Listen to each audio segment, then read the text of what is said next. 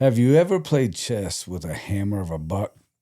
Justin Ryan has, and we get to hear his story live tonight right here on Camp Broadside. So thank you for joining us, and without further ado, please help me give a big old Camp Broadside welcome to Mr. Justin Ryan.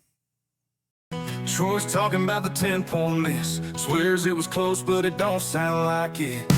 Brandon's grinning, bragging about his dough. Bartlett's spike, well, we all know it's blood trails and bucktails. Round the fire where the whiskey sails. Every heart's a story, every shot's a chance. What's your story to tell?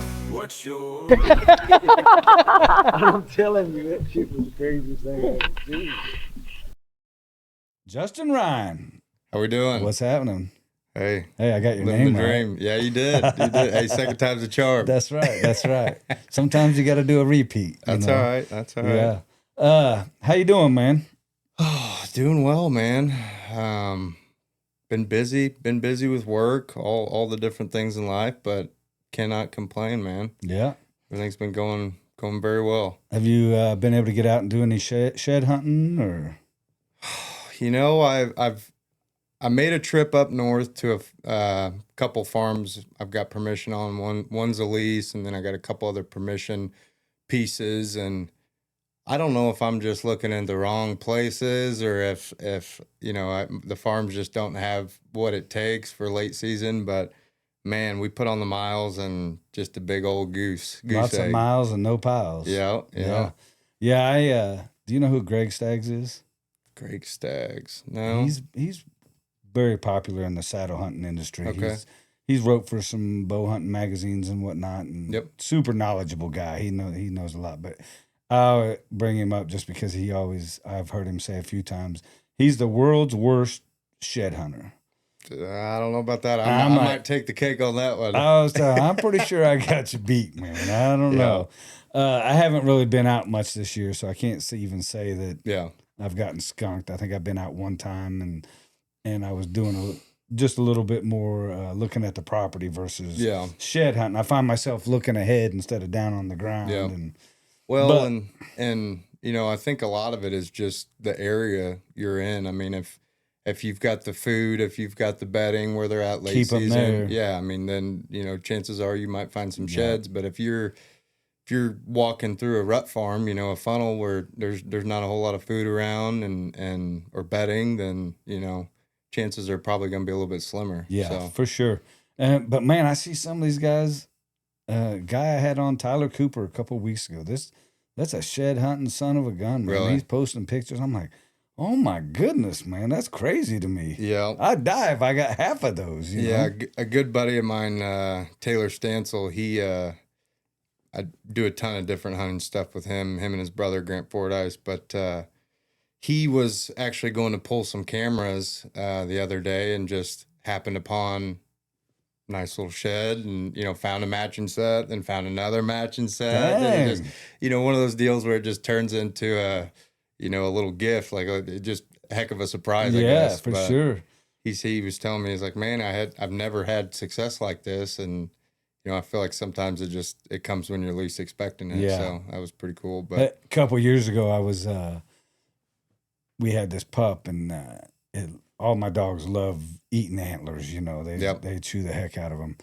And I got some I give them, some I won't. And so I remember my wife was like, man, I wish you could find another shed.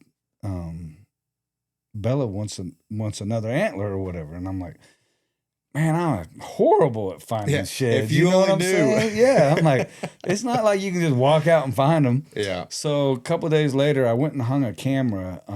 I just wanted to see if there were any turkey in the area or whatever. So I put a little corn on the ground and hung a camera. And I just happened to look over, and I'll be dang, it's not 30 yards from me was this shed right there. And I was like, I'll be dang. Boy, you talk about, I was like this strutting turkey when I come home, you know, look at this shed I found, you know? I always joke around with my buddies. I always tell them my dad is he's a better shed hunter than I am. He used to farm for the city of Kansas City, and with the farming comes lots of miles going over ground, you know, disking, you know, after harvest and stuff like that. And so some of the sheds that he's come across are just absolutely incredible. I mean, I've got I've got a matching set that he picked up out of a tractor. Just, probably a 150-inch, non-typical, big, heavy joker. Yeah. Next year, my nephew ends up shooting the deer. Dang, so nice. kind of a cool little full circle moment there. Yep, But, yep. Well, you sent me a picture of a hammer of a buck, man. But I definitely want to talk about that. But before we jump off into that, man, if you wouldn't mind just telling us who you are, kind of give us a little bit of your hunting history, how you got into it and whatnot, and let us get to know you a little bit, and then we'll go from there, man. Yeah. So grew up around the Kansas City area. Pretty much lived here all my life. Was up in Liberty for a while. Got into hunting, I want to say, probably my 4th, 5th grade, somewhere around there. Started doing a little bit of waterfowl hunting with a good buddy of mine who's got some farm ground down along the river bottom, and found my love for the outdoors through that, and then met another buddy through school, a good friend of mine, Grant Fordyce. Shout out Grant. His whole family has kind of introduced me and took me under their wing as far as whitetail hunting and turkey hunting goes. So nice. Probably 14 or 15, started doing a little bit of bow hunting, going up there. His family's got some ground up north. Was going up there and trying it at least. Didn't have the best success to start off with. It wasn't because the ground was bad. I was bad. Yeah. But they've been very generous over the years, and kind of just let me tag along. So my love for the outdoors kind of developed there, and just been bow hunting ever since. So. So you primarily bow hunt, or do you do any rifle hunting? Well, I do a little bit of rifle hunting. I mean, most of my hunting, I'd say, is bow hunting, as far as deer goes. But I kind of grew up a waterfowl junkie, so historically, after the rut, I'm kind of transitioning to the ducks and the geese. But as of the past couple years, I've kind of dove into bow hunting a little bit more and tried to master the craft, I guess you could say, and learn a little bit more about it and dive into it. So, it's worked out pretty well. Yeah, nice. I know you said do you full-time saddle hunt? Do you switch it up? Do you? We've got some ladder stands hung, a couple hang-ons, but man, all of last year I was in the saddle. I mean, there wasn't one hunt that I was not wearing a saddle. So definitely opened up the game for me a little bit. The mobility, the flexibility as far as what farms you're hunting and when. You don't have to have a set at every different spot. You know what I mean? You can really be a little bit more versatile in that regard. So yeah, for sure. That was kind of cool for me. To kind of learn that game. Yeah. It was a game changer for me, and I mean, it's a deep rabbit hole. Once you start going down that hole, it's like, oh my goodness, man! Now I got to get this. Now I need that. There's always I didn't even know this existed. Yeah, for sure. Absolutely. Yeah, and it's funny because, I mean, it's not cheap. Bow hunting itself at all, hunting in itself at all, is not cheap at all. So it's hard. Like when I told you before, I'm a gear junkie, so I was buying everything I could buy up, and then I kept thinking, man, if there was just some place you could go try this stuff, you know what I mean? And I wouldn't have to buy everything when it gets released just to see, hey, is that for me, So that's why I started the Mocan Saddle Hunters, was to create an environment where like-minded people, saddle hunters, could get together. You bring your gear, I'll bring my gear, he'll bring his gear, and then we can try each other's stuff out. We can talk about what works for you, what doesn't work, what sticks, what saddles, what platforms, and it's turned out really cool. Sure. I've met some really cool people through it doing that. We have some pretty good giveaways and stuff when we do it. There's some companies that donate to us just to let us try their stuff out, and then get their name out there. Yep, and we give it away at the end of the day. Buzzard Roost usually comes up and hangs. It's funny, man, that they were, when I contacted them the very first time, they had just really come to the market. And I thought, man, what a great opportunity. Mm-hmm. They're new. Maybe they would donate a saddle for me to give away. That way people could try it out and help get their name out there a little bit. Yeah. So I messaged, I think I emailed them or something, and they emailed me back and said, yeah, we'd love to, hook you guys up with something to try out. So I was like, oh, great. Well, then the next day I get a message, and it was like, hey, can I call you? And it was Benny Gregoire, the owner. Him and Anthony own it, but he's the one that called me. And I was like, well, sure. And I'm thinking, it's kind of like, oh my God, this is a saddle company. I don't know what. Sure. I mean, you're just getting started out with the group and everything. Yeah, I'm it's like we're not that established yet. You know what I mean? I get that. So he called me and he goes, hey man, I want to do you one better. And I said, well, what's that? And he's like, I'm thinking, oh, he's going to send 2 saddles maybe, He said, I'm going to come up and hang out with you and check the event out and stuff. And I was like, wait a minute, pump the brakes. I'm like, there could be 3 people there. You know what I mean? I have no idea. And he was just like, dude, I just want to come up and meet you and check, if there's 2 people there, cool. If there's not, me and you will talk about saddle hunting, and I was like, okay. So he came up, man, we had a great time. Yeah. And I think he's come up the last 4 years, him and Anthony and a couple other people from down there from Louisiana. And they come up and we just have a great time. A lot of times we'll have a big crawfish boil after, Yeah.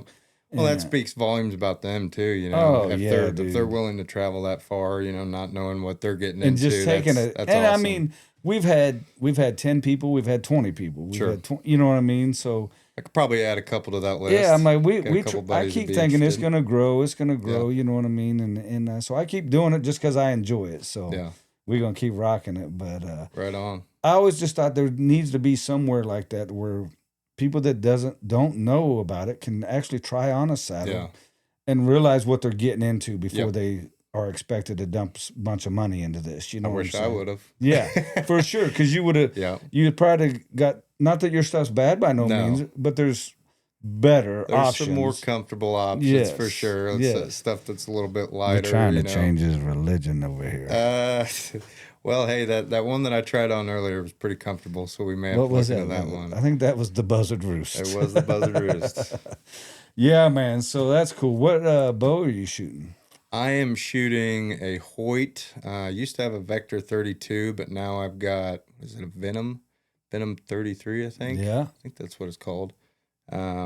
Actually, went off to college and kind of didn't take a complete and total pause from hunting, but certainly slowed down a little bit and got rid of my bow and moved back to Kansas City from Columbia and started diving back into it a little bit more, and kind of was getting the itch, and so started scouring all these different Facebook pages and stuff, and found a guy that was out in western Kansas that had this bow, and he had it set up for muleys, kind of a long distance type of deal, and just ended up. I've always been a Hoyt guy myself. I just like the draw cycle, the let off, and just how they feel.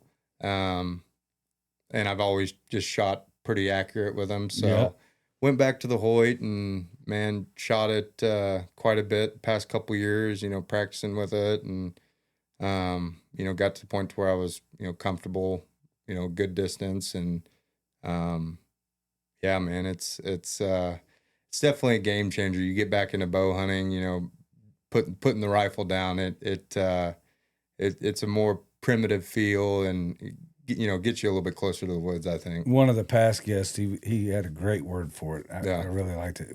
It was so intimate. Yeah. Bow hunting versus rifle hunting, because you got to get so close, I shoot. Well, I have a few different bows. I love Bowtech. I have a few Bowtechs. Okay. I shoot this last season. I've been shooting the APA Black Mamba Pro. Okay. Love that bow. It's something else. But what kind of sight are you shooting? I'm using a Trophy Ridge Digital React Trio. Okay. Okay. So it's a 3-pin sight. Your top 2 pins are your 20 and 30. Yep. And they're like I think it's .19. Yeah. And then so they're horizontal. And then you have a vertical pin that's your 40, would be 20, 30, 40. Okay. So that your vertical pin, and it's at .10, which I really like that smaller for that longer distance. But so it's 40. Okay. So I'm not gonna say I'm an old man, but I'm a wise man. I like that, wise man. So I'm like, my eyes, I can't, some of them sight tapes, man, I just can't read the numbers, you know what I mean? And I'm sure there's something I could do, but when I seen this, I thought, what is digital about it is the readings. So normally it's at 40 yards. Okay. 20, 30, 40. So when I move it, it's the bottom pin that's moving. So it'll go 50 or, 45, 47, 50, 56, 9. And I really like that because it's lit up to where I can see it. Yep. I don't have to struggle with seeing it. And hell, last year I took it out and did 100-yard for the first time ever, did a 100-yard shot with it to see. Yeah, just to see what you got in. Yeah, I was like, and it was so funny because in the video I shoot, and it's the first time that I really had a sight that I could go 100 yards. You know what I mean? And so I shoot, and I mean it's just like it feels like a while. Then you hear the thunk.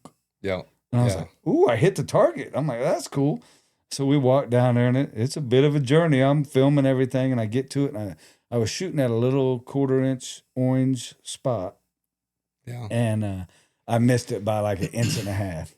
No way. And I was like, are you kidding me, bro? That was great. Yeah. So I fell in love with the sight right then and there. I got to say, I did go back being all cocky thinking I got that close. I know I can hit it.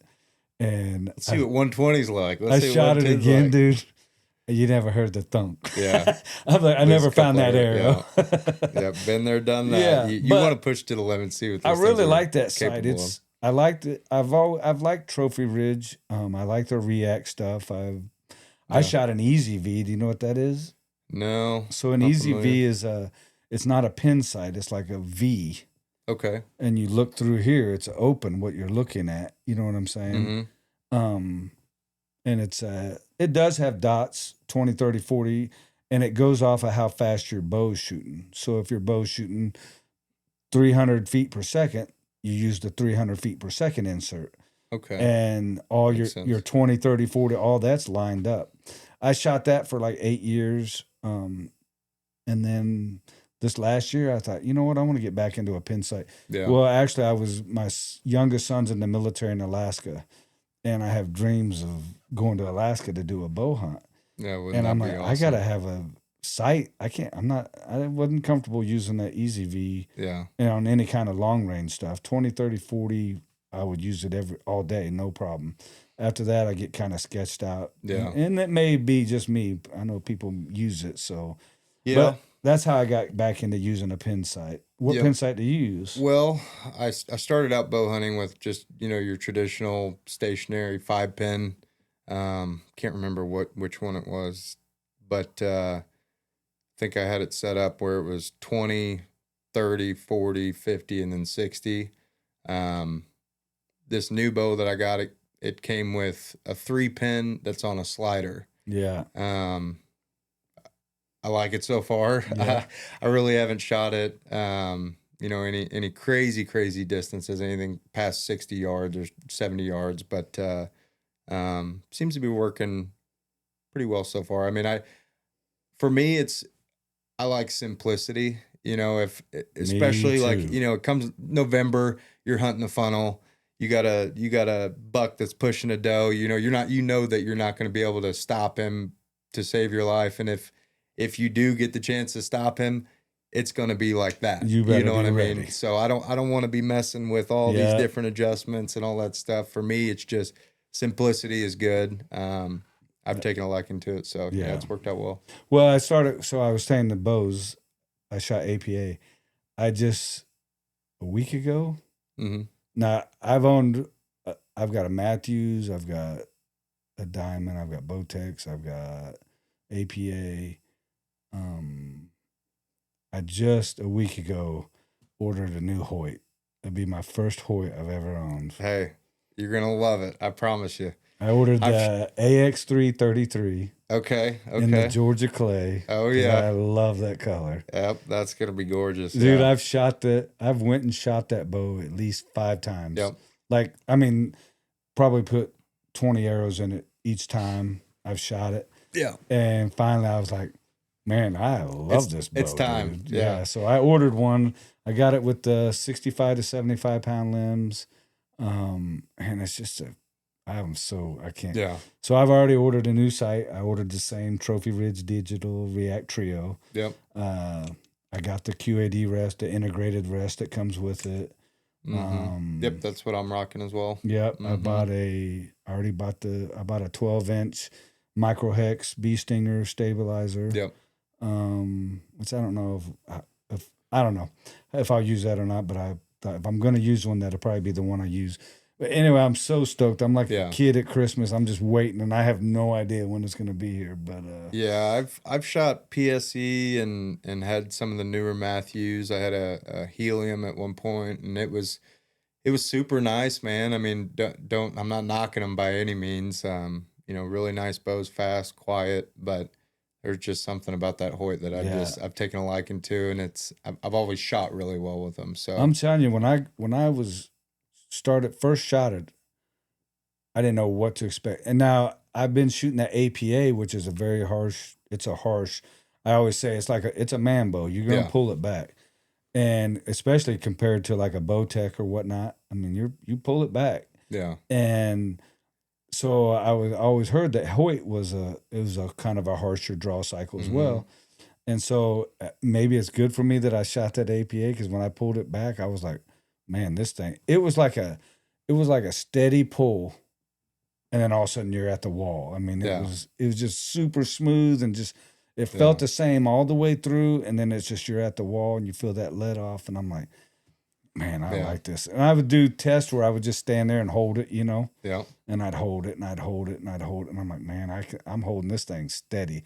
Now, granted, it didn't have the sight on it and stuff, so it wasn't in hunting condition. You never know when you're going to have to hold that thing back for a minute, 2 minutes, 3 minutes. I mean, I've seen some stuff, on YouTube or whatever, that some of these guys, they get into a position, they think he's coming, and all of a sudden he stops. And then he just stops. And you got to hold it back. Yeah, you got to sit there. You can't let down, otherwise you're going to too much noise. You're going to miss your opportunity, but I haven't had one of those. I haven't had one of those moments yet, but I'm sure it's coming. Yeah. Now I've had a couple moments like that, but in my head, I think they were a lot longer than they actually were. Yeah. It was just probably pretty quick. Yeah. But in my head, I felt like I was holding it for 20 minutes. I'm like, just step out, come on, and yeah. Those moments always do seem like an eternity. You got a big deer in front of you. It'll shake you to the core. That's for sure. People that don't do it have no idea, you know what I mean? Yeah. How intense it is. But so I'm super excited about getting a Hoyt and shooting it, and I'll be honest, I'm hoping it'll be my last bow, man. Like I said, my buddy laughs at me because he's like, whatever, and my wife laughs too, because I'm like, I found the saddle, I found platforms, I found sticks, and I was all on this mission to find them until I found what I thought was the best available at the time. So I'm hoping that it work with the bow. And man, and bow technology has been so great for so long now. I mean, you can even shoot some of those bows that are 10, 15 years old, and it's just like, wow. I mean, don't get me wrong, the new stuff is extremely nice, but the technology that was available even 15 years ago, I mean, they made really great bows. Yeah, all the bows I got they're great bows. I mean, they're hard to find a bad one, I guess is what I'm trying to say. The only bow Matthews, I'm just not and I don't even think it's the bow. I think it's me that I just don't. Somebody else had hit on it, and I thought maybe that's my issue with it, because I just don't shoot it real well or something. And I know I don't shoot the shorter, light, bows. Can torque them a little bit too Yeah. easy. Yeah. Yeah. That's they're why easy to move. When I was holding that 33, I haven't had a 33 in quite a while. I think my obsession's a 32. Mm-hmm. But that 33 felt really good in my hands. Yeah. So I'm like, I'm excited about it. Yeah. Can't wait to get it. Yeah, I had one of those PSE Bow Madness. It was like Yep. an XS, and that thing, I mean, it just seemed like it was like 28 inches axle to Yep. axle. I mean, one little tweak and I had a you've got it Matthews completely out of Creed whack. XS. Yep. And it was that. They're nice to carry in. Yeah. They're nice to I think carry they in. look killer, you Yeah. know what I mean? But shooting it, you better Yeah. be on your game because, like you said, a little bit of tweak and you're going to be off a little bit. Yep. But Yep. so I want to hear about this buck, man. I know you got some history with him, so you wouldn't mind just taking us back a little bit and. So, yeah, this was a pretty special story for me. I mean, probably the coolest moment I've had in the outdoors for sure. You know, I've bow hunted a long time and I've shot some smaller bucks and, you know, several does and, but I've held out for a long time, you know, waiting for the good one, you know what I mean? Yes, sir. And, it all started, right out of college, I moved up in Kearney for a little bit. I actually had a lease that was starting at a house with some buddies downtown in Kansas City. But until that lease started, I was up north and, I would drive past this one farm, you know, pretty much every day back and forth to work. And I sat there and, you know, I thought to myself, I was like, man, this thing looks awesome. Well, spring came around. Next thing you know, I see some turkeys out in the field strutting, doing their thing. And then I'm really interested. I'm like, okay, I need to see if I can't get some permission on this piece. So, called the landowner, didn't get an answer from him. Left him a voicemail, you know, just kind of let him know who I was and what I was trying to do. And, didn't hear back from him. I mean, it was like months and months went by. And then, you know, I forget what I was doing, but I was sitting there one day and all of a sudden a random number pops up on my phone. I mean, I think this was like a year and a half later and I see it and I see the guy's last name and I'm like, I know who this is. Talked to him on the phone, you know, and we, you know, just kind of went back and forth for a little while and told him what I was wanting to do and who I was. And, he was generous enough to give me permission to go out there and try to kill a turkey that year and didn't end up getting a turkey that year. But, while we were turkey hunting, myself, my buddy Grant Fordyce, and then another buddy of mine, Taylor Stansel, we started walking around this property towards the end of the turkey season and got to thinking, I was like, man, this place is good for turkeys, but there's going to be a giant in here somewhere. And so, you know, a few conversations with the landowner and, got a deal worked out to where he was going to let us, you know, hunt it full time and it was going to be ours. And, you know, it all worked out. First summer we went into that piece. I think there it was was 3 of you on it. No, it's just 2 of us, but one of my buddies, Grant, he's kind of the one that introduced me to deer hunting.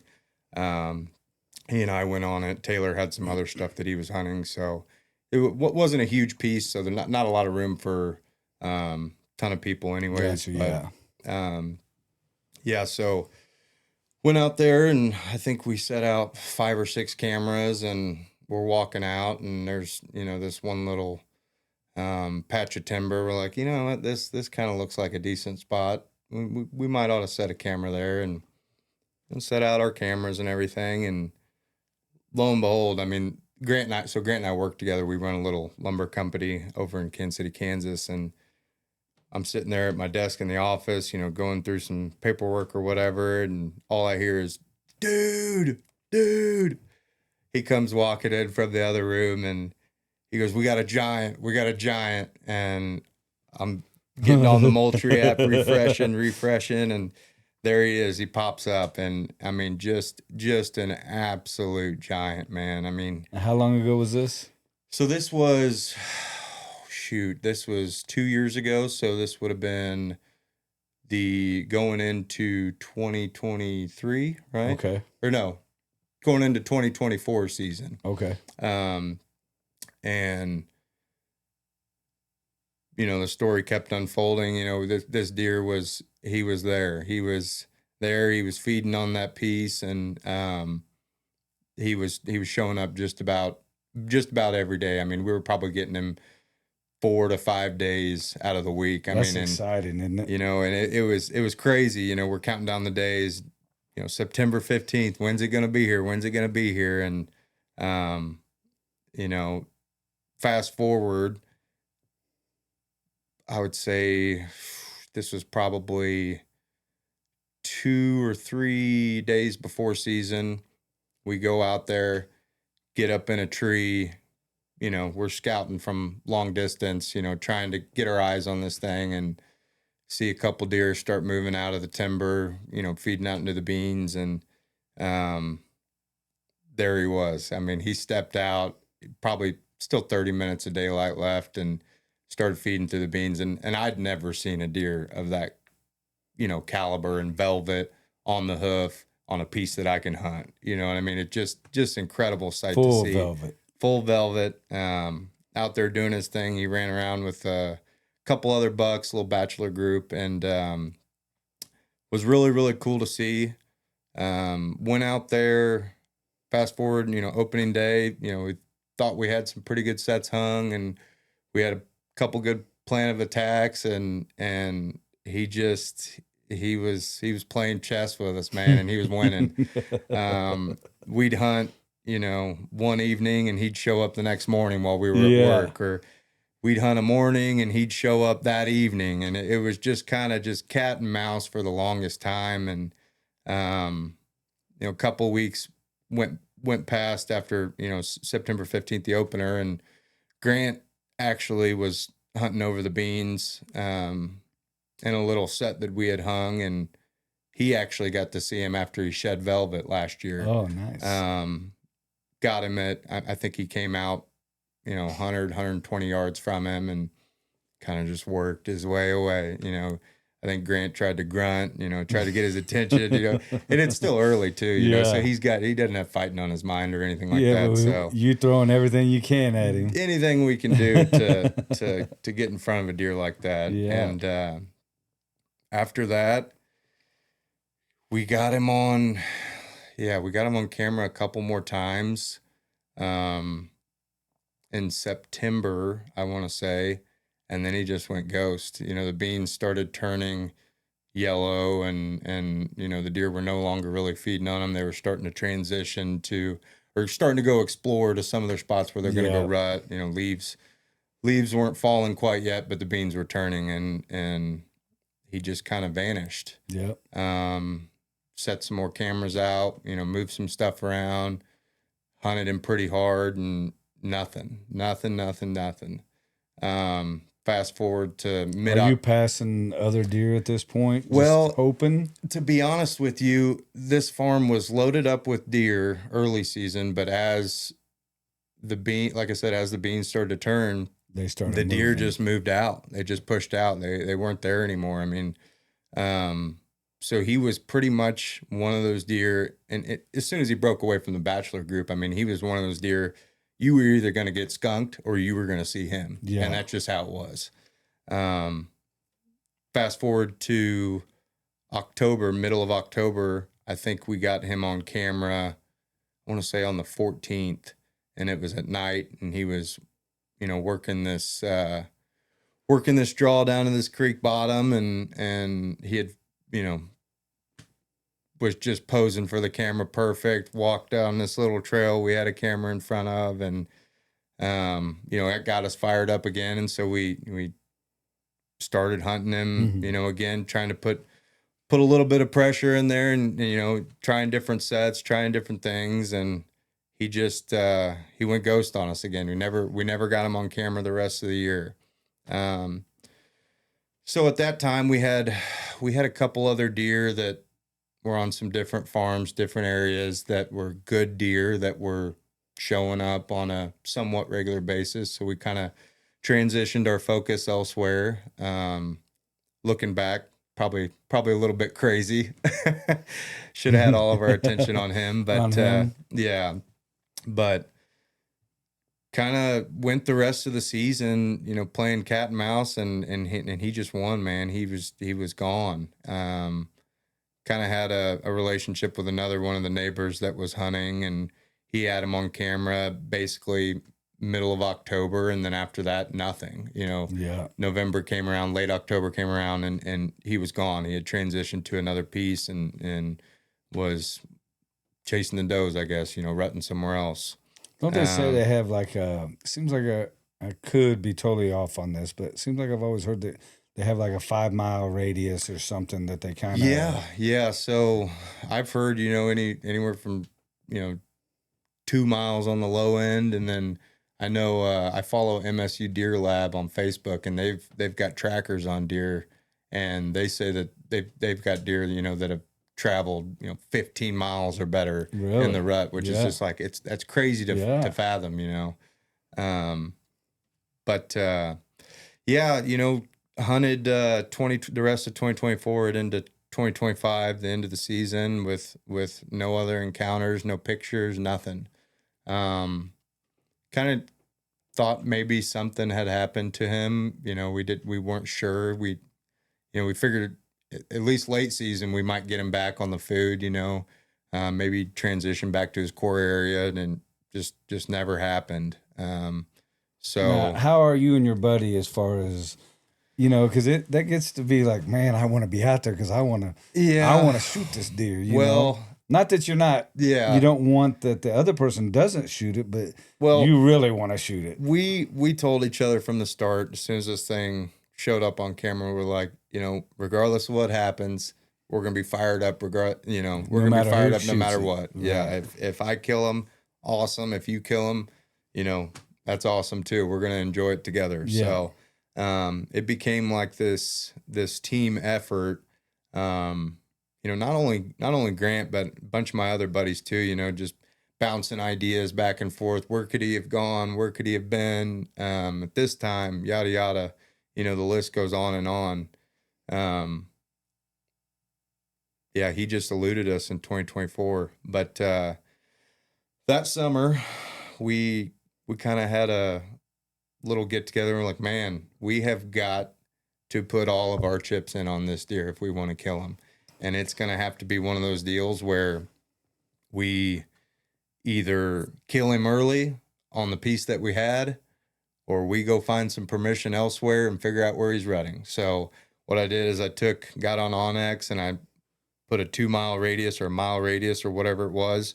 And I just looked at all the different pieces there, looked at the big tracts of timber and where he possibly could have went. And door knocking I went, and was fortunate enough to pick up some different pieces and ran cameras. And so that summer came around. Sure as heck, he pops right back up, same spot he was last year, same time, doing the same exact stuff. And so we kind of dove into it a little bit more, tried to figure out, where is this deer bedding? What is his route? What's he doing? Why is he coming through us? Like why are we getting him here? Here? So just trying to put all the pieces of the puzzle together. And that was really, really fun.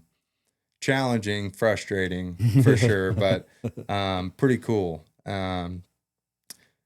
Kept getting him on camera. We ran some more cameras in some different spots, and kind of came to the conclusion that early on, at least in his core area, he was not bedding on us. He was not staying on us.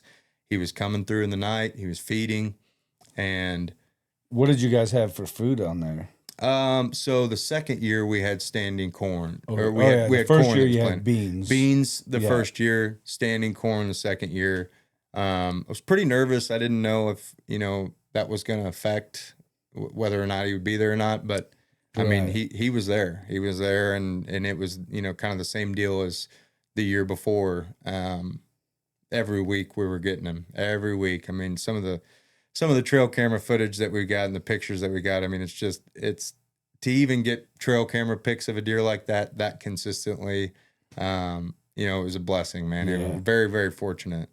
But started running some cameras on a few of these other properties that surrounded, and you know, was checking through cameras one day, I want to say this was like very beginning of September. So season was coming up. I mean, we were on the countdown and really trying to close in on this thing, see where he was at.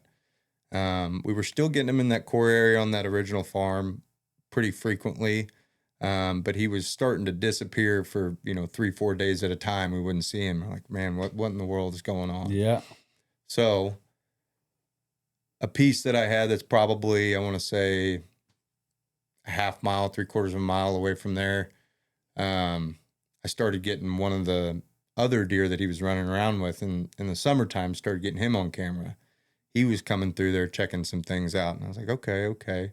Shifted some cameras around, kind of moved some stuff around. And I think it was one evening, I get a picture of that same deer, and I can see there's another deer behind him. So I request the video. Sure enough, that deer, you know, the first deer walks by, the second buck that he kind of bachelor up with, he walks by, and then at the very end of the video, there he was. Oh, there he was. So he showed back up on that farm. Actually, he only showed up on that farm one time, but it just kind of put me in a like panic mode, because I was like, man, we are gonna have to do something, and do something quick. Because that farm that we had, he was just moving through there. He wasn't staying.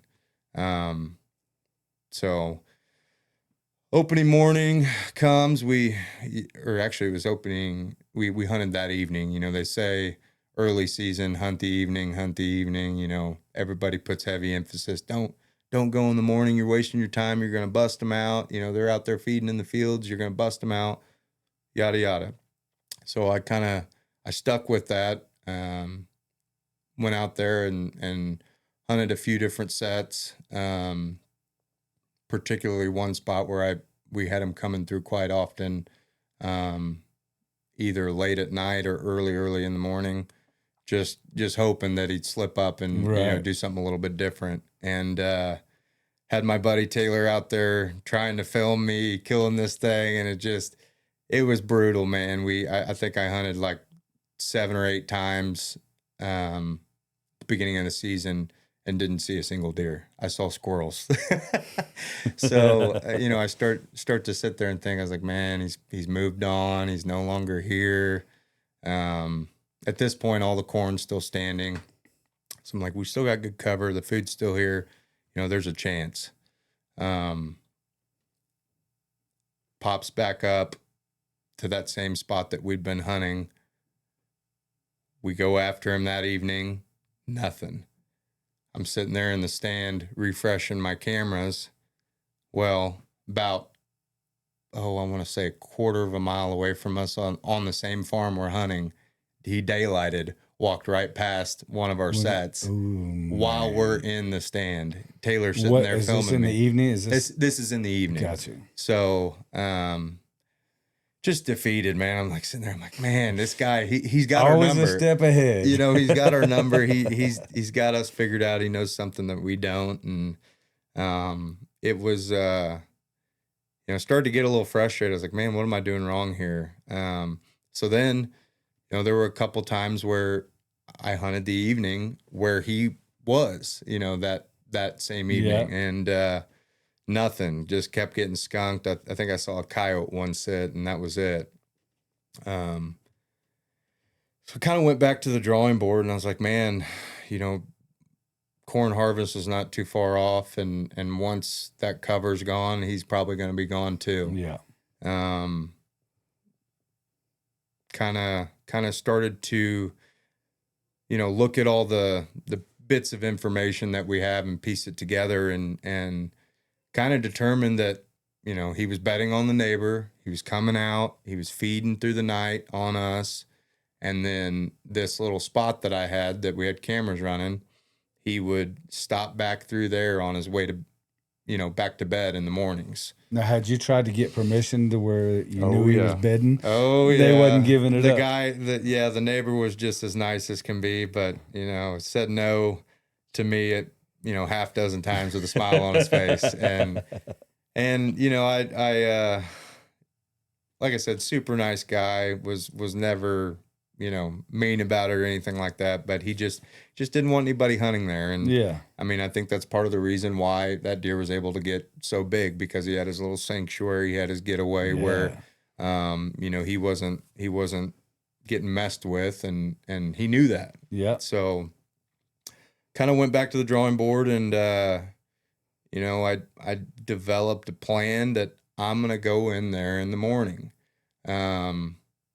At this point, it's I was getting him on camera early in the, it'd be like 3 or 4 in the morning. Some, occasionally we'd get him at like 6:50, 7 o'clock, right before shooting light type of deal.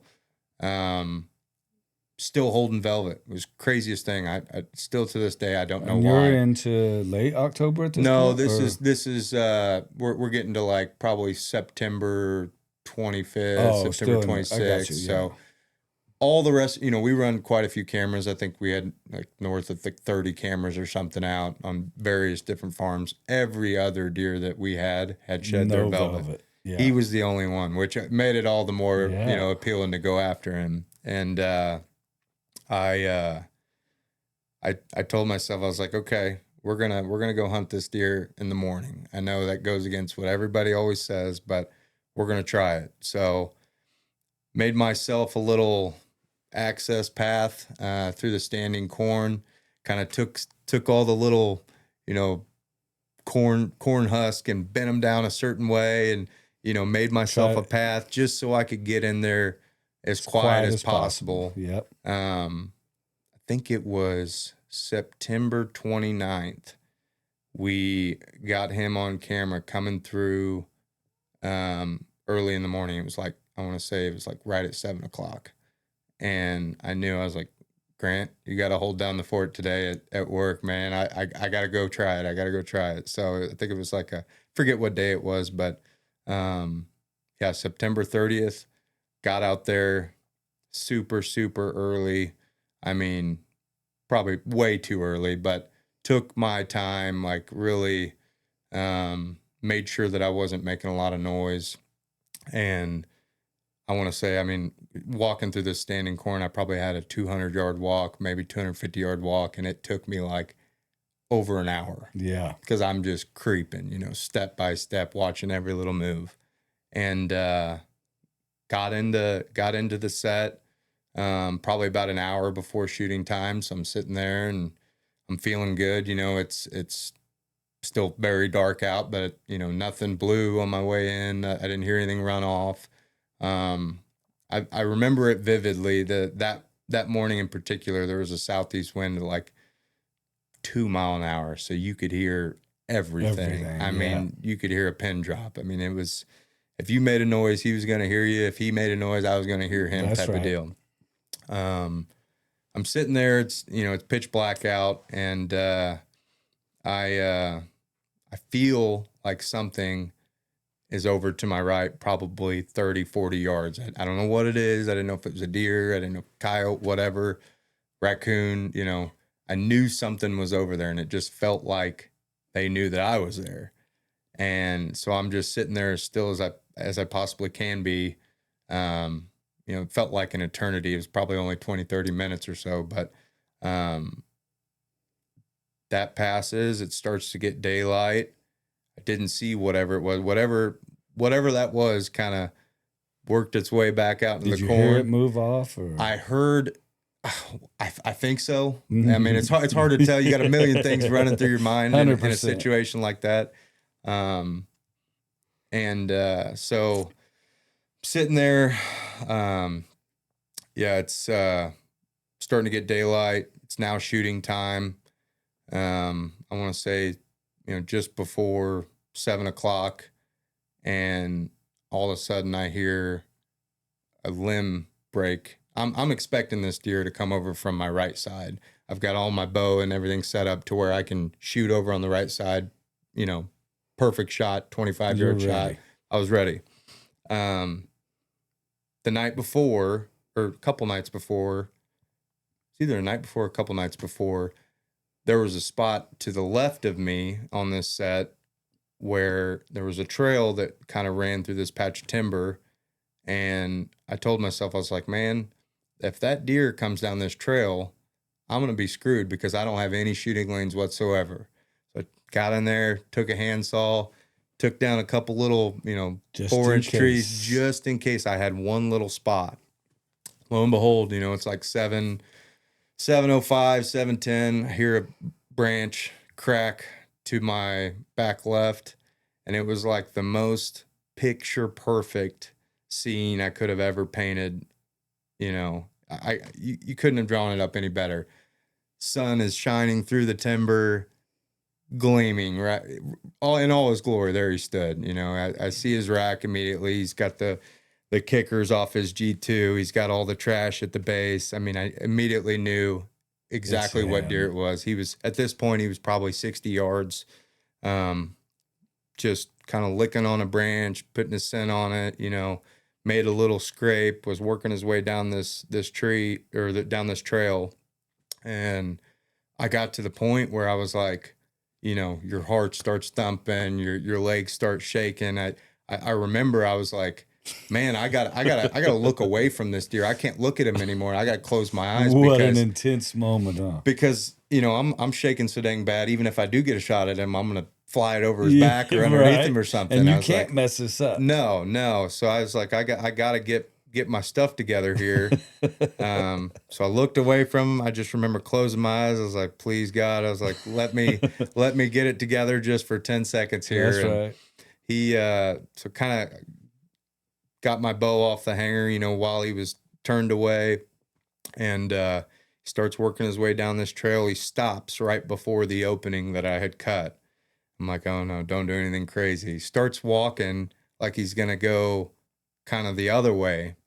And then for whatever reason, by the grace of God, man, he just turns right back around, takes 2 or 3 more steps. 20 yards, stops right there, shot him, double lunged him. He kind of ran through this little, as soon as I shot him, he lifted his right shoulder. So I knew I hit him. I didn't know how good it was.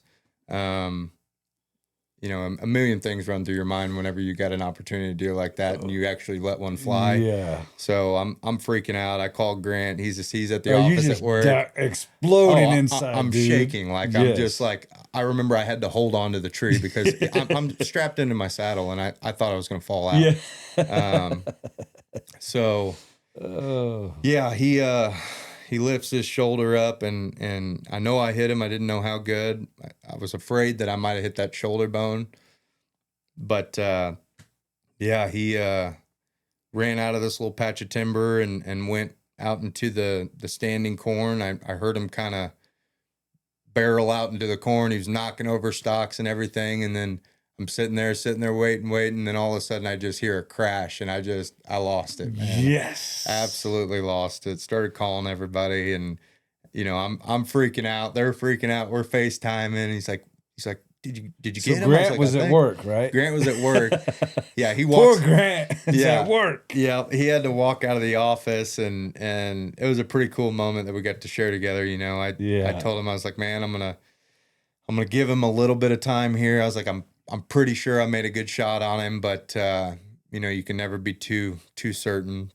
I didn't want to give him too much time because at that point in the year it was hot out. Yeah. And I don't know about you, but I love backstraps. Yes. Didn't want him to spoil. That's the main reason we're there. Yeah. So I gave him a little bit of time, called some buddies, kind of simmered myself down, got down to right where I shot him, found some good blood. I couldn't find my arrow for whatever reason. I did get a pass through, but ended up finding my arrow a couple days later or whatever, whenever I went to go pull that set. But yeah, man, I walk out, I'm tracking him, following the blood, and it comes out to the cornfield, and I'll never forget it. I took a video of it because it was just so incredible. It was just like the red carpet. Yes. He had all these stalks knocked down, and the blood trail was just crazy. And he probably made it 20, 25 yards into the standing corn and piled up. And I'll never forget it. I just, I came around the little corner he'd made and I just dropped to my knees, dropped my bow. It was just all the emotions in the world. You play cat and mouse with an animal like that, and you wait so long and pass up all these nice deer to have an opportunity at an animal like that. And when it all comes together, man, I mean, the emotion that comes with that is just, there's nothing like it. That's why I always say, moments like that are definitely a gift from God, man, because you don't get that emotional and have those feelings and then not be, you know what I'm saying? Yeah, it was very special, man. It was, like I said, definitely probably the top of my, my outdoor career so far. So yeah, he's beautiful, that's for sure, man. Yeah, everybody keeps telling me, man, you're lucky to shoot one in velvet. And he's in full velvet. That's crazy. Lucky to shoot one in full velvet, and one of that, an animal of that caliber, was just crazy. Crazy thing is, believe it or not, he was actually about 20, what I think is about 20 inches bigger last year. Frame was a little bit bigger, so I don't know if he was on his decline or just had a harsh winter or Any what. thoughts of how old he might be? Oh, man, I couldn't tell you. I want to say 6 or 7. Could have been older. There's no telling. I really didn't have a ton of history with him. Just had those 2 years, but he wasn't a 4-year-old, I'll tell you that. He wasn't a 3-year-old. Yeah. Just a really cool moment. So after I harvested him, went up to got him all drug out and everything and loaded him up, and all my buddies were working. I was like, man, I've got to have somebody take some pictures of this dang thing. Like I can't take, selfie timer pictures with this. I was like, I got to have some have some good pictures. Yeah. So I drove him up to Rogers and Rogers Sporting Goods and went in there. I was like, hey, I just shot a good one. Could somebody come take some pictures of me? So, of course, everybody starts coming out, and all those guys up there, they're awesome. Brandon up there, Patrick up there, they were really cool and helped me get some good photos for the memory book. And, all my buddies are calling me, wanting to come see this thing. They're all at work, stuck at work. Yeah, and so dude. everybody, they're coming off lunch break or whatever, coming to see this thing. And it was a special moment for sure. Yeah, it was for really sure. cool. And I love that. I mean, I can feel the excitement from you right now. You know what I'm saying? Yeah. I mean, it almost makes me shake thinking about it, talking about it. It's such an amazing time. You know what I mean? Man, I like them guys up at Rogers. I deal a lot with Zach and Ann over in the archery department or whatever. They're always so good to me and take good care of me. Yeah, man. they've always set me up. There's always great Fantastic. people up there, man. Yeah, I remember Rogers whenever it was just the little bitty old shop where where that RV sales place is. Yeah, it was just a little bitty building. You used to be able to go in there. They had little wooden bins of all these different, soft plastics and different lures, and you could fill up a Ziploc bag. And just to see them get to the point that they are now, I mean, they're good people over there for sure. Love that. Got a nephew that works up there now and in the apparel and waiters section. So just kind of cool. Yeah. Just go up there and see him all the time. So how many points was he? I think he had, I want to say 18 or 19 scoreable points. Crazy mass. He definitely lost some on the main beams from 24 to 25, but I mean, I can't complain, man. He was just crazy deer. We green gross scored him little over 184. So that was obviously way bigger than anything I've ever shot. Just a really cool, special moment, man. Yeah. I mean, it was awesome. And it's a lot different, I think, is when you have just like that deer. Yeah. I mean, you could have that 180 deer, and you could have another 180 deer. Yep. This one you've got all this history with. You're literally hunting him. Yeah. You're chasing him. Another one just may happen to just show up. Yeah. And I mean, whatever, it's still a great, intense feeling. Sure. But nothing like closing the chapter. Yeah, well, there's kind of two ways to deer hunt. I mean, you can go out there with with the surprise factor, you know, and that's just as fun. Yeah. But for me personally, this was one of the first deer that I've, you know, really went all in on, you know what I mean? Chased him, and I said that I'm not shooting any other deer except this deer. I mean, he's got my number, you know what I mean? He played cat and mouse with me the year before, and you know, the beginning part of you know, this past season, and I just, you know, we told ourselves, we're like, we're going after this deer and that's it, you know? And so it was really cool to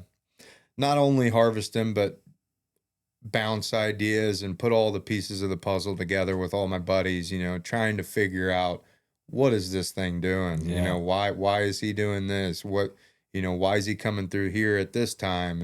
And where could he be bedding? And where is he feeding? And what's the route that he's taking? And, you know, playing that game was really fun.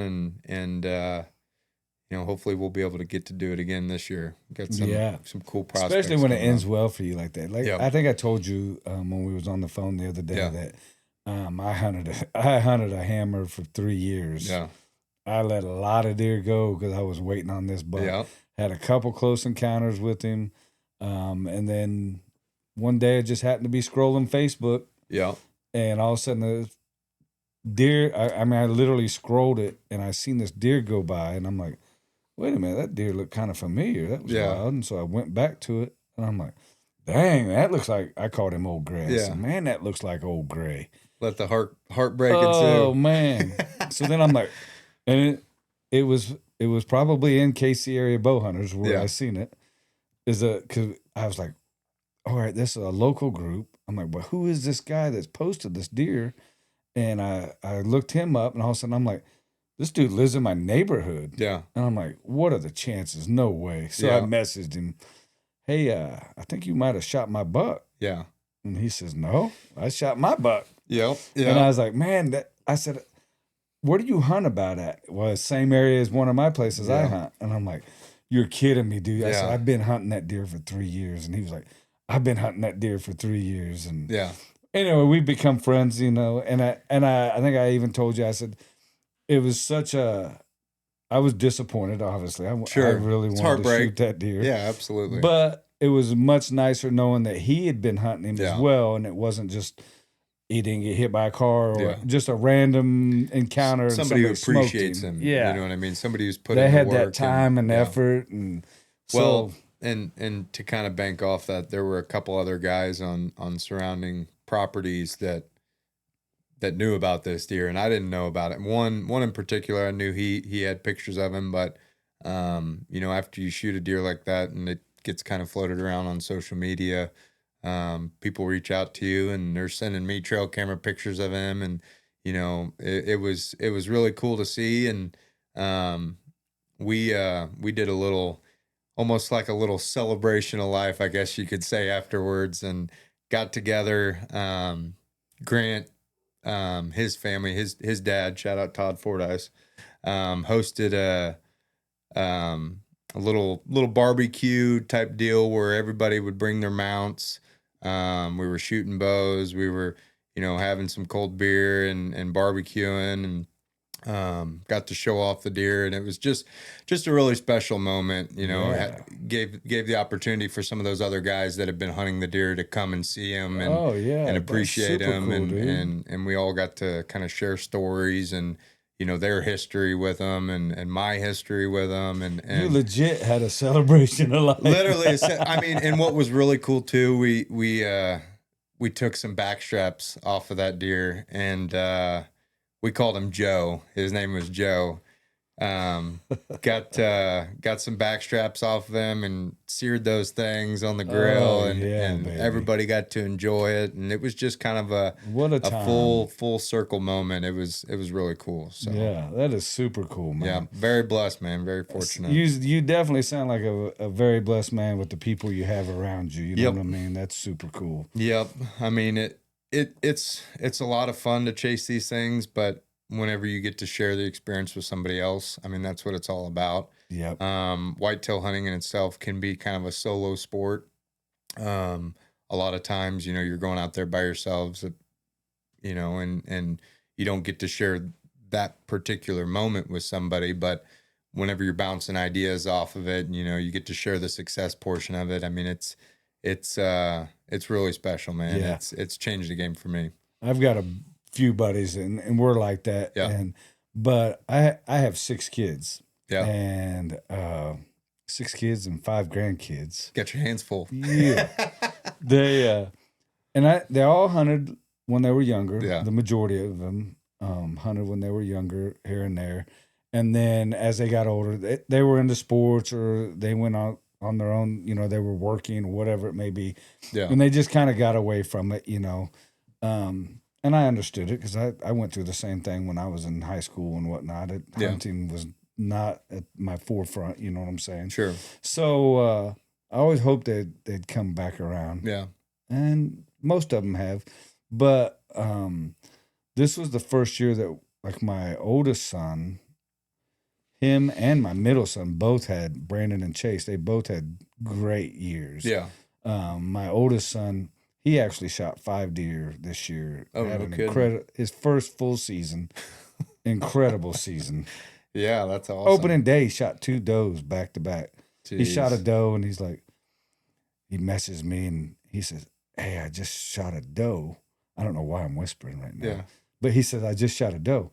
And I was like, "Okay, no kidding." I said, Yeah. "Well, good shot." And he goes, "I think so, you know, happened so fast or whatever." Yeah. And I said, "Well, just give it some time." Because we were hunting on the same piece of property. Mm-hmm. And I was like, it's early. I'm not trying to get down at this time. I'm hunting for a while. Sure. But it was hot. Yeah. So I was like, just give him a little bit of time and we'll see what happens. Well, like 15 minutes later, he texts me a picture of another doe. And he goes, "This is a big doe. She's standing right in front of me 20 yards. And he goes, "What do I do?" I said, "Shoot her." Backstraps, He's baby. like, "For reals?" I'm like, "Shoot her." Yeah. Yeah. So he shot her. So opening day, he gets two doe, puts them down. I'm like, "Are you kidding me, dude? Yeah. That don't happen." You know what I'm saying? Yeah, I mean, that's really awesome. I mean, like I was saying, I got skunked for like 7 or 8 hunts at the beginning of this year chasing that deer. Yeah. You know, there were some farms that I could have hunted and seen plenty of deer, but you know, anytime you're able to harvest one with a bow, it's a special moment. Yeah. And if you're shooting 2 in one sit, then That's awesome. definitely a good Yeah. moment. But what I was getting at was it was so cool because we bounced ideas off each other Yep. and thoughts the entire season. You know what I mean? Yeah. He owns his own electrical company. Shout out Mosby Electric. And I was like, at one point, I hunt a lot. And Yeah. I was like, no, there ain't too many people that hunt as much as I do. I always say that. I don't know how true that is, but Yeah. that's how I feel. Sure. And all of a sudden, I'm telling Brandon, I'm like, "Dude, you need to get a job."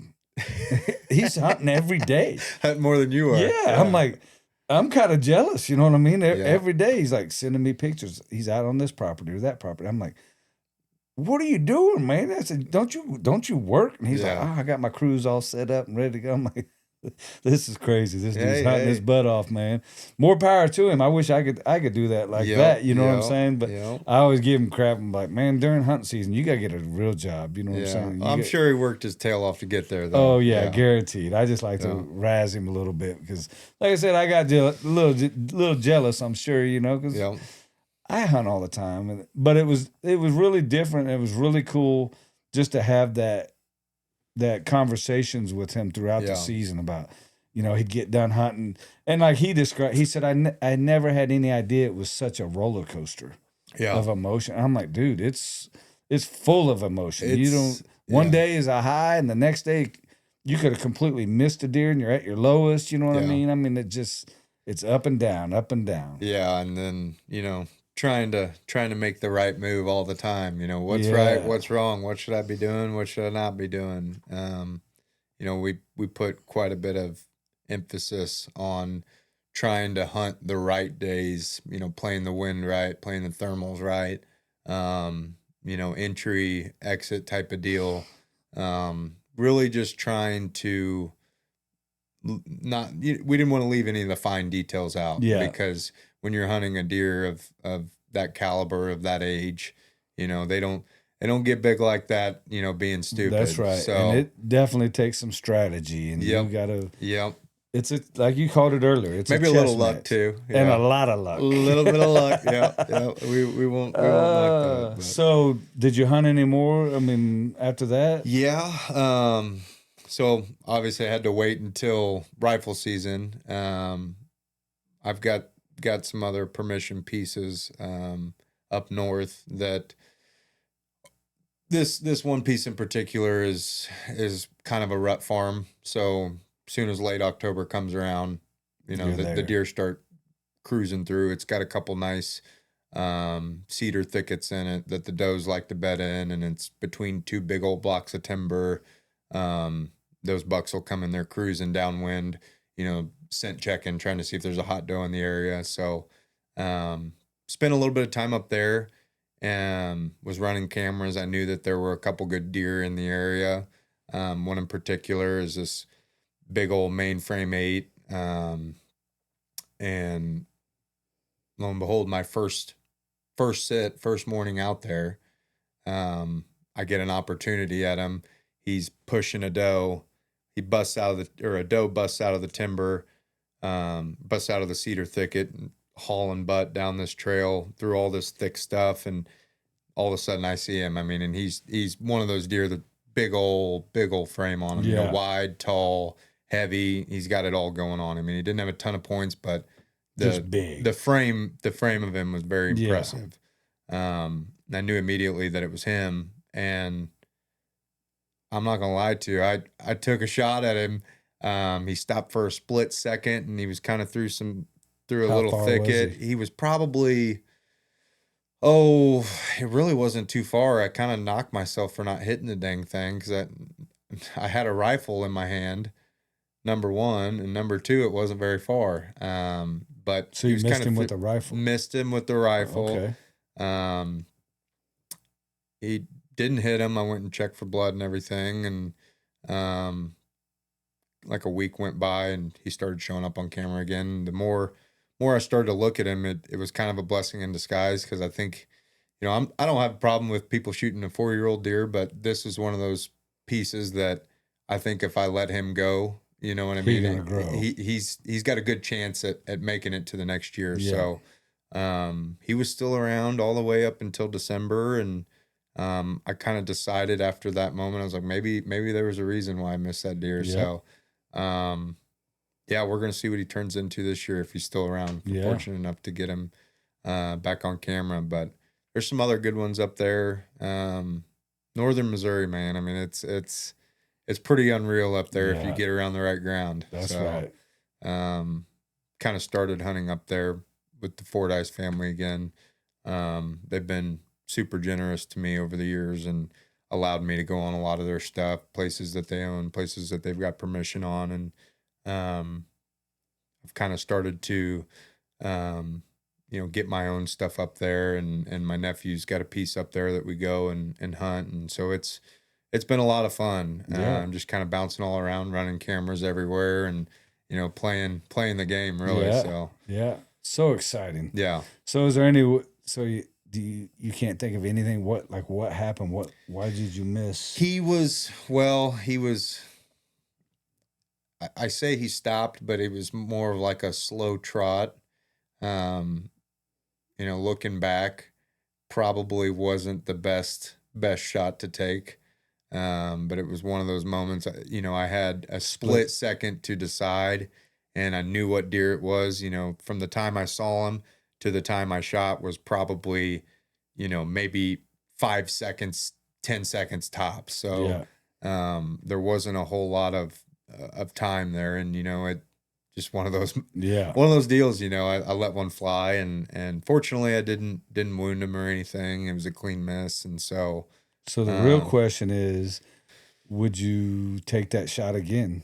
Same scenario. Probably not. Knowing what I know now, I think that he sticks around there quite a bit, and certainly could have had a better shot at him had I been a little bit more patient. So, I mean, that's all a part of learning. As you go, you become wise as a hunter. You learn that there are certain things you probably should do and certain things you shouldn't. And taking ethical shots. I mean, if you haven't been in a situation where you're like kind of questioning, you probably haven't been hunting long enough. You know what I mean? So, I've definitely made a few shots throughout my hunting career where I thought, why did you do that? Yep. You knew that probably wasn't going to turn out like you hoped, but just in that moment, it's like you got to make a decision now. Yeah, you're shooting or not shooting, and it's like half the time it's like once you already committed, it's over. Yeah, and that was just kind of one of those deals. I had the rifle in hand too, so I thought, okay, maybe I can get away with a little bit more. But I mean, regardless, you gotta be patient. You gotta pick and choose when you're shooting them. If you are lucky enough to get the opportunity, because the last thing anybody wants to do is put a bad shot on one of those animals and wound them, and then you may never find them, or they may live another month or two, and then next thing they're gone. They're gone, and then and they don't get appreciated like they should. So. Yep. Couple questions, if you don't mind. Yeah. Do you prefer, if you had to choose, would you choose early season or late season? Ooh, that's a tough one, man. For me, I'm probably gonna have to go early season. I know it's hot. I know there's mosquitoes. It's uncomfortable as hell. It'll definitely have you questioning your sanity at some points. Yeah. But I just think that there's something about a deer, and the same could be said about late season too, but there's something about a deer and their pattern and their core area in the summertime. A lot of times they're just so predictable. If you can get one, figured out, like I was fortunate enough to do, then you've got a real good shot at killing them early. Yeah. That being said, you got to get on them early. As soon as the season starts, it's got to be one of those deals where, you're out there, you're putting in the time, you're putting in the effort, because if you wait, then who knows what could happen. You could transition elsewhere, or, somebody else could shoot them, get hit by a car. Who knows? But haven't, I've done, a decent bit of late season hunting. I know that there's a lot of guys that shoot giants every year, late season. I mean, these things are a slave to their stomach. So early season and late season especially. So I think that the rut is always fun, but it can also be frustrating too for somebody. If you're holding these deer, you've got them patterned all through the summer, and early season then it's they're all doing their bets thing. off. And then it's like Joe Schmo down the road who's been out for his first time, Yeah. And it's not to say that he's not deserving, but right. But it is frustrating. You know what I mean? If I'm being honest, no hate or no bad feelings or nothing. Yeah. It's just kind of like, man, I've been tracking this deer. I've been watching his every movement, and then you just pop out in the woods one day and put him down. Yeah. Well. And just nothing's predictable during the rut, really. I mean, unless you get one that's kind of locked down with a doe and he's staying on your farm, and you might be able to get him pushing a doe or something through your piece. Those things are moving all over the place. Yeah. I mean, whenever I was searching for Joe, the deer that I shot this year, was fortunate enough to pick up a lot of different pieces kind of in that same area within a couple miles, and you wouldn't believe the deer that you'd see a deer on this farm one day, and then 3 miles down the road, he'd be there the next day. And just the rut. They're out there chasing. They're scent checking all these different does, trying to find a hot doe. You know, so they're pretty impressive animals whenever you look at them in that regard. You know, they run themselves down to nothing. Yeah. Isn't that crazy? Yeah, you see a deer post rut, before they really start putting on the food or putting the pounds back on from the food late season. I mean, they're worn down. Yeah. Some and they're of those, hungry. Yeah, some of those deer you see them, running around. They've got their tongue out. They're panting. It's a grind for them. Yeah, and it's wild to see that. I mean, them just come in where sometimes you can see the saliva dripping from their lips, and I mean, like you said, the tongue's hanging out, and they're just they don't care about anything else. Yeah. They have one thing in mind right then. Yep. Food becomes a second priority for sure. I mean, not to say that they don't eat, but another thing that I've kind of focused on in the rut is putting cameras over water. Buck may be able to go without food for a couple days or whatever, but he's got to drink. When he's running around like that, he's got to drink. And definitely something to be said about putting a camera, hanging a set over water in the rut, because I know I've got a couple pieces that have got some ponds on them, and they light up, or creeks or streams or whatever, creek bottoms. They light up during the rut whenever it gets that time. So I always I've ran cameras for years. Yeah. And then about 4 years ago, I quit running them. Yeah. After Old Gray, I was like, I don't want to get tied to a buck no more. Well, I get it. Both Chase and Brandon, they like cameras. Yep.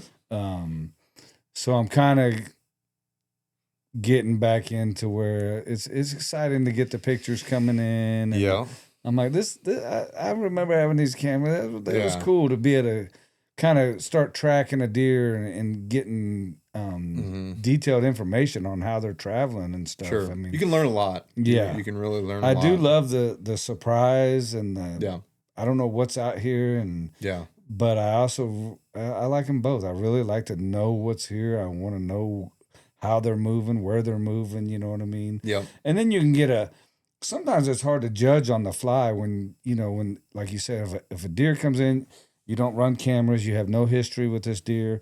He comes in, I mean, sometimes you have split seconds to decide, is this a 4-year-old, 5-year-old, is he a 3-year-old? You know what I'm saying? Yeah. And sometimes you have to just trust your gut instinct and either let him go or take a shot and deal with the consequences. Yeah, absolutely. You know what I mean?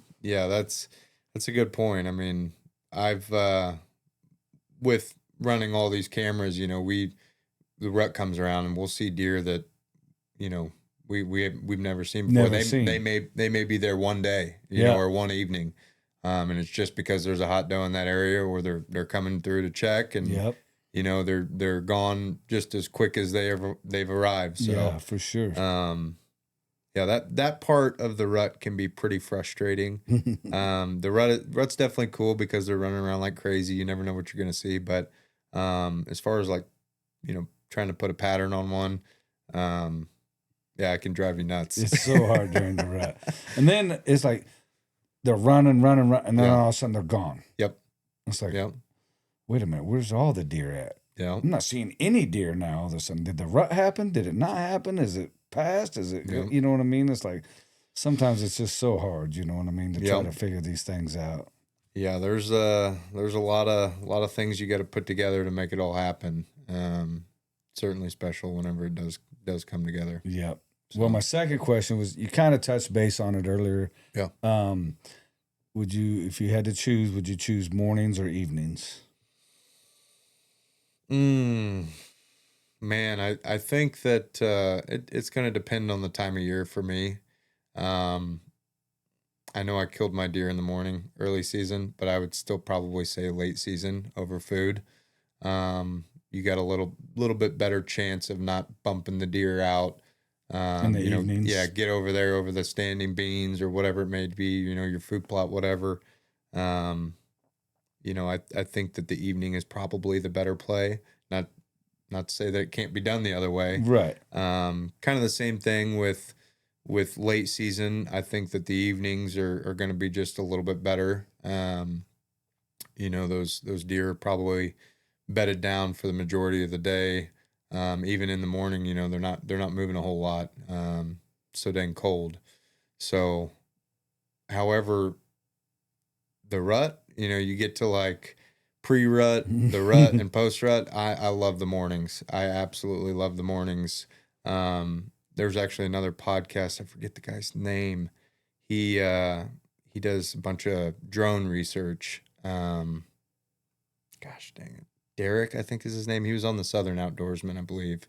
But he talks about the year. Basically, he studied deer for a year and didn't hunt at all, just watched their behavior and looked at when they were moving and why they were moving and all these different things. And one of the things that he touched on is, whenever it comes time to look for does, they're making those long journeys primarily in the morning, at least from what his research showed. Yeah. And from my personal experience, I feel like I've had a little bit better hunts, morning all the way into even the middle of the day. You'd be so surprised on some of the deer that have just daylighted at noon, 1 o'clock, 2 o'clock, in some of these spots that I've got cameras in. And it's just like, wow, like that's incredible. Most people have packed it up and they're eating lunch or whatever, or prepping for their evening sit. But there's definitely something to be said about hunting, mid to late morning and into the middle of the day during the rut. So yeah, I think I prefer mornings even in early season, and Really? I've heard that before about you don't want to bust them up, you know what I mean, bust them out or whatnot. And but man, I feel like a lot of my success is in the mornings. Yeah. But I do a lot of dark to dark sits. I'll get there because I know that midday. I've found throughout the years, I mean, there's so many great deer killed in the middle of the day. People, I'm gonna go to lunch or I'm gonna do this, and I'll just sit there. I'm like, there's a good as chances a deer coming through here at 1 o'clock than it is at 8 o'clock in the morning or 5 o'clock in the PM. You know what I mean? And so some days, this last year, I was kind of struggling finding a deer. Like I said, I wasn't running cameras, and so I was just inventory as they come in, and I was just wasn't seeing anything that I was like excited about. Yeah. And nothing that fired you up. Yeah. So this one day I'd planned on hunting all day, and I do that all year. That's just the way I like to hunt. If I can do it, I'm doing it. Yeah. And so this one particular day I was out, and I think I was going to hunt all day, and then probably about 10:45, 11 o'clock, I was like, I think I'm gonna get down and go get something to eat. I'm kind of hungry. Yeah. I don't take snacks into the woods with me. Mm-hmm. I'll be honest, it drives me up a wall when I see videos of them pulling out them Christmas tree cakes. Crinkle. I'm always like, I don't know why it bothers me, but it bothers me. So I don't take snack. I may take some water with me. Yep. But this particular day, I was just like, man, I think I'm gonna get down and go get something to eat. There ain't nothing happening. It's been dead all day. It was still fairly early in this. I think we were early October, and man, I started down. I got down to I use 4 sticks, tree sticks. Yep. And I think I got down coming from the top, the third one down, so not quite to the ground. My bow was already on the ground and whatnot. And I just happened to look over, and I seen a deer, and I'm like, man, that looks like a big bodied deer. And just my instant reaction was up the tree. I go back up, which I thought. Yeah. Now looking back, I'm like, why didn't you just stay on the ground? Yeah. You could have hid behind that tree. Hang tight, sit still. Yeah. Yeah. But I took off back up the tree, and long story short, he come in, and he was a nice buck. I was like, man. If I'd have had my crap together, I'd have shot him for sure. And I got my bow up. I got my release was inside my pack in a zipper, and I had to hold this. It was a first time using this pack, and I had already been frustrated with it all day, and now I'm really frustrated because now I got to get inside my pack to get my release, and the whole time he's still moving and he's coming right by me.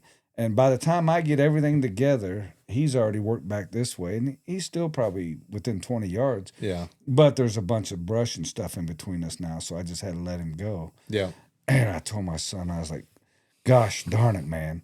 If I'd have just waited 5 more minutes. Drives you nuts, doesn't it? 5 more. And he's like, I wonder how many more deer would be killed if we just had 5 more minutes. And I'm like, 5 more minutes of daylight, 5 more minutes of sitting, 5 more, and I'm like, you're right, dude. It's just, but that's the way it happens, Yeah, I had actually a somewhat similar experience my first ever year of bow hunting. It was one of the biggest deer I've ever seen on the hoof. Had no idea what I was doing.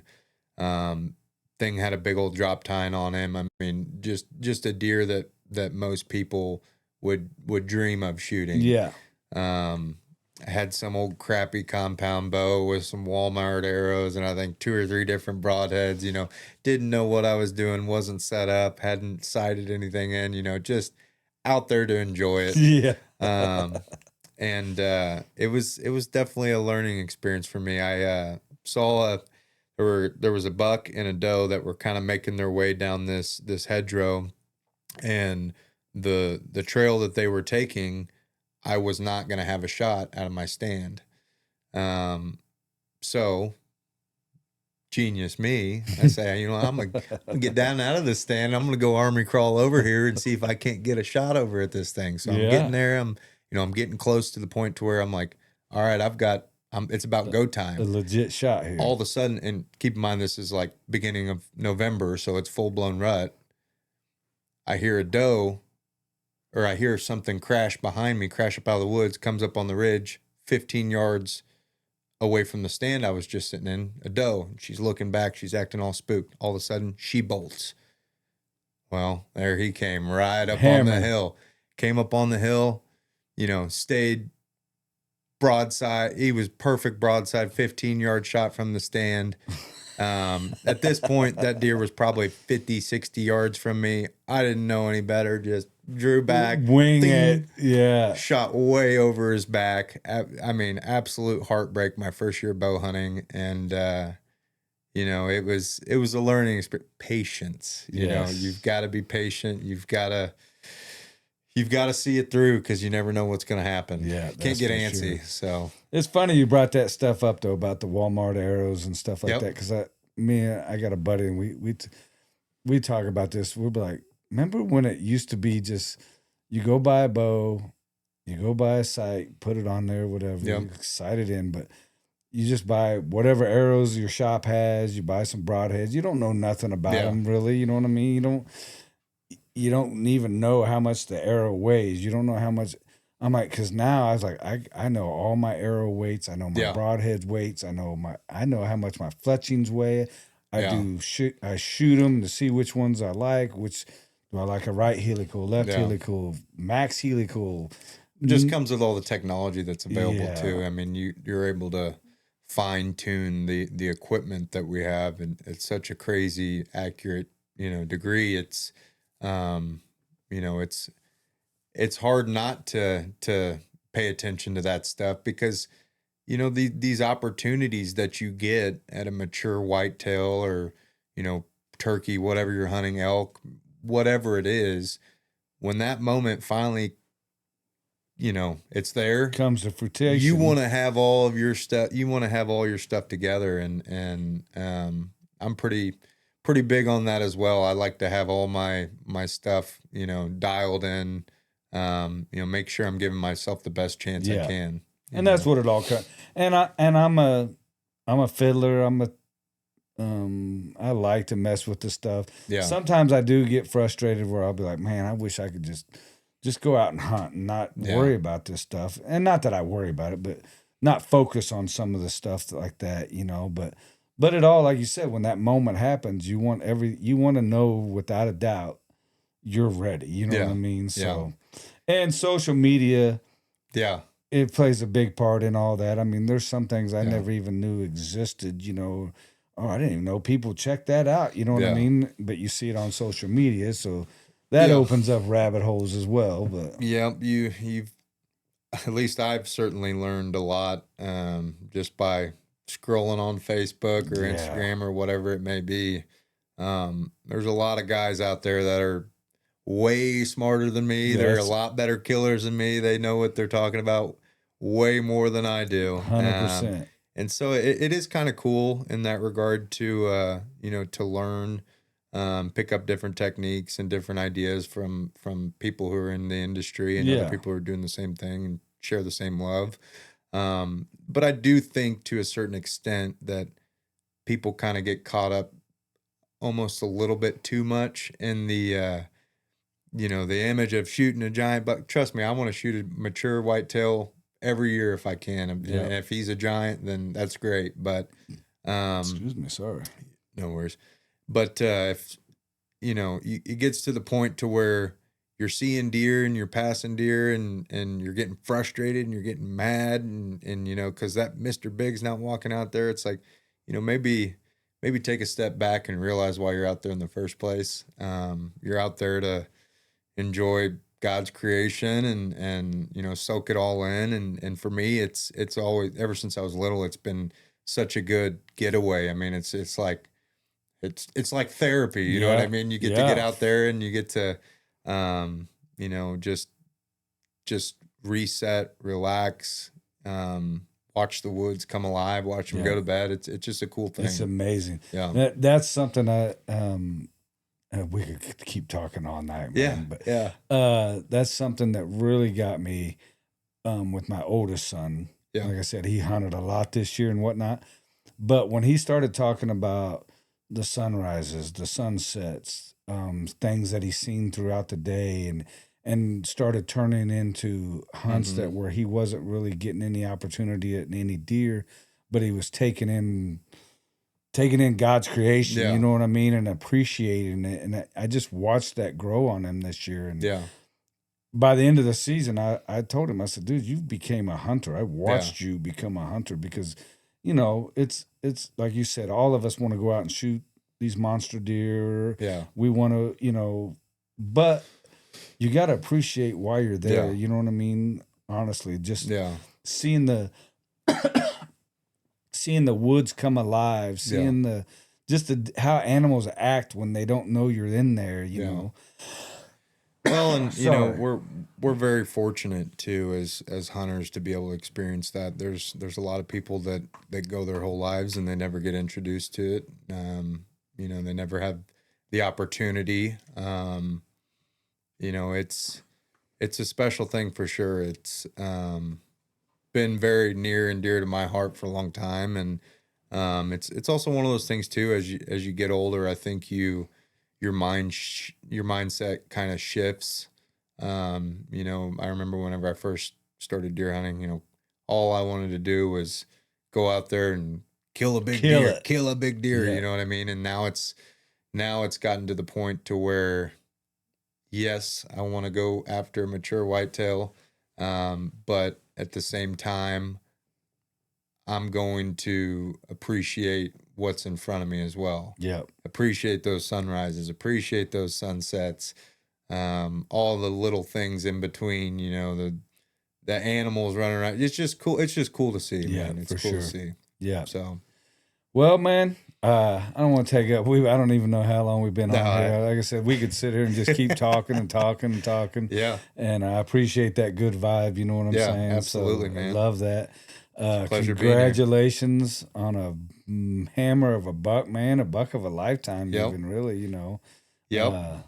Stuff dreams are made of, you know what I'm saying? Yeah, whenever he gets back from the taxidermist, I'll have to give you a shout, and then you have to come take a look at him. I'll definitely want to shout come out to Grand River Taxidermy out of Princeton, Missouri. It's my guy up there. He's gonna take care of it. He's gonna take care of it. He does some awesome work. So nice. Very excited to see it. I definitely look forward. I'd love to come see it in person for sure. Just because I've never seen one in the full velvet like that. You know what I mean? Yep. That's amazing to me. He was a dandy, that's for sure. Yeah. So well, thank you very much for your time, for having the me. Conversation, man. Really appreciate it. Absolutely. And, everybody out there, man, I hope we were a little bit entertaining and maybe picked up some tips and tricks along the way or something or another. But I hope we just didn't bore you, you know what I'm saying? But Thank you for tuning in. And if you haven't hit that subscribe button, I'd ask you to do that, please. We just try to grow a little bit, you know. Again, Justin, thank you, man. Been a pleasure. Absolutely. And I appreciate you having me. It's been awesome to just kind of chop it up about hunting. I love it. Yeah, for sure. Thank you. I appreciate that, man. And all right. As always, blend better, hunt harder.